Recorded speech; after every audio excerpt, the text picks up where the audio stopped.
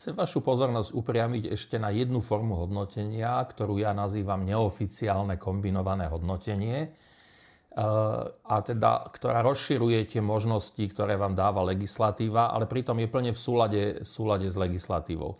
Oficiálne kombinované hodnotenie, rozumieme, čo je, to je hodnotím známkou plus slovný komentár.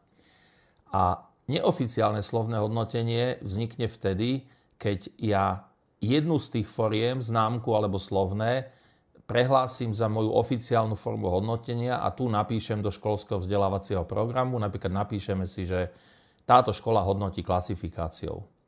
Samozrejme, to nám ale nebráni, aby sme každému žiakovi, keď mu píšeme tú známku alebo keď mu oznamujeme tú známku z nejakej písomky alebo odpovede alebo slohovej práce, k tej známke dali aj slovný komentár. Neoficiálne. On nie je oficiálnou súčasťou toho hodnotenia, napriek tomu to môžeme a dokonca by sme z pedagogického hľadiska aj mali robiť, lebo samotná známka bez vysvetlenia je veľmi chudobná informácia, ktorá tomu žiakovi veľmi nepomôže. Alebo naopak, môžeme si ako škola napísať do školského vzdelávacieho programu, že hodnotíme slovne, a teda priebežne hodnotíme slovne, ale nič nám nebráni, aby sme na konci každého slovného hodnotenia pridali vetu a keby sme známkovali, bola by to dvojka. Žiak napíše slohovú prácu, vy mu ju slovne ohodnotíte, popíšete jej silné, slabé stránky, chyby, ktorých sa dopustil, dáte mu návod, čo má robiť a kľudne poslednou vetou toho slovného hodnotenia môže byť a keby sme hodnotili známkami, bola by to dvojka alebo bola by to trojka.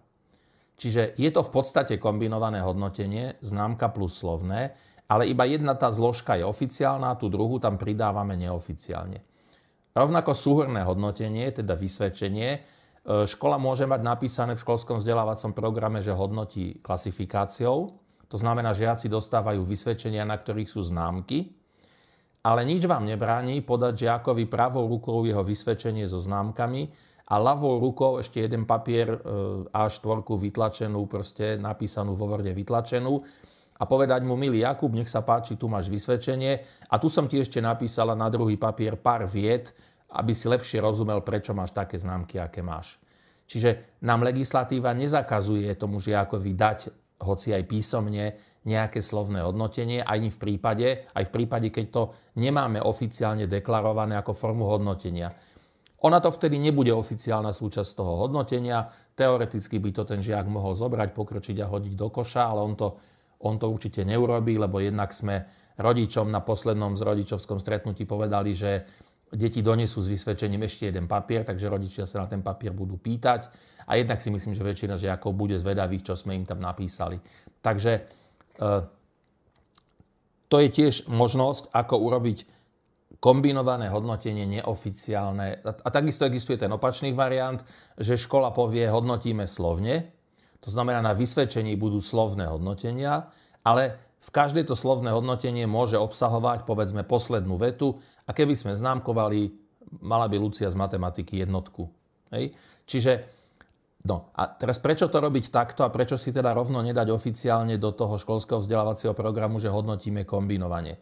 No, má to tú výhodu, že keď to je takto neoficiálne, tak to nemusia robiť všetci učitelia školy vo všetkých predmetoch, ale škola sa môže rozhodnúť, že túto neoficiálnu formu kombinovaného hodnotenia budú napríklad uplatňovať len triedni učitelia, alebo len učitelia, ktorí učia predmety s vysokou hodinovou dotáciou, pretože tí väčšinou učia menej žiakov a dobre ich poznajú. Čiže učitelia, napríklad jednohodinoviek, ktorí sa boja slovného hodnotenia na druhom stupni, pretože učia veľa žiakov a sú s nimi málo, tak tí pri neoficiálnej forme to robiť nemusia. Hej. To je hlavný rozdiel medzi neoficiálnou a oficiálnou formou. Iný rozdiel je, že keď príde inšpekcia, tak pokiaľ ste sa zaviazali robiť to kombinovanie, no tak budú kontrolovať pri každom jednom hodnotení, či žiak dostal aj známku, aj slovne. Keď to robíte neoficiálne, tak tá inšpekcia sleduje len tú jednu zložku, ku ktorej ste sa zaviazali.